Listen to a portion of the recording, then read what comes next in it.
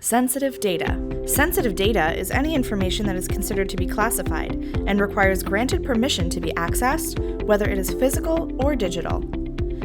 It includes personal, business, or classified information, an extreme example being governmental knowledge that could pose significant risks to a country if exposed to other foreign powers. But there are many different types of information to protect, some of the most noteworthy being PII, personally identifiable information, or PHI, protected health information. Sensitive data can be classified into 4 possible types: low, moderate, high, and restricted sensitive data. The lowest level of sensitivity is public information, where anyone can have access and poses little risk to an individual or organization. Public information could include an organization's directory, business proposals, or essentially anything published by an organization or individual with their permission. Moderate sensitivity reflects information that can be also strictly held in an internal and contractual manner within an organization. This type of data includes information such as building plans, intellectual properties, travel documentation, or even contact information and documentation related to an organization. High data sensitivity relates to personal and private information such as social security numbers, IT security, healthcare information, or even financial data. Cyber threats are often targeting this type of information as it can cause significant harm to an individual or an organization and can be lucrative to a criminal. An alarming trend in cybercrime has been the targeting of school organizations to exfiltrate or steal sensitive student data. School districts are perceived as easy targets due to underfunded and unsupported cybersecurity controls and preventative cybercrime awareness training. The highest level of confidential information falls into restricted data. This includes trade secrets, credit card details, personally identifiable information, or even organizational records such as employee health information or student record information.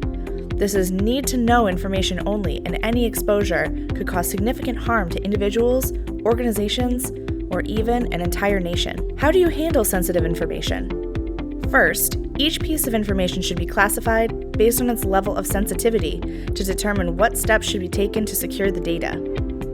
For an individual or an organization, it is important to note the location where the sensitive information is held, how it moves physically or even digitally from one domain to another, how and where that data is secured, and the possible liability costs if it is stolen. Not to mention, who can access certain classifications of data and why?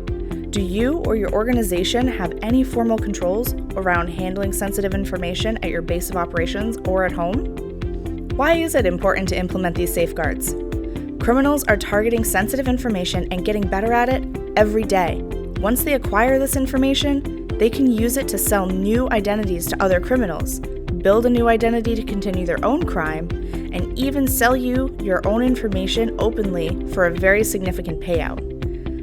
These crimes often result in significant financial loss, reputation loss, time loss, and more. To protect sensitive information, an organization should implement adequate security measures to safeguard against the theft of sensitive data. It is crucial to monitor these measures to ensure there are no vulnerabilities where a hacker could access this information. For an organization, this could mean implementing a training program to bring awareness to sensitive data handling and the dangers of not protecting that data. For an individual, this could mean shifting to better sensitive data habits to protect the things that they care most about, like children and students. In short, data classification provides a clear picture of all the data within an organization or under an individual's control, an understanding of where that data is stored, and who has access to the data. Classifying data can save you time and resources because you're able to focus on what data is most important and avoid any unnecessary steps, resources, or controls.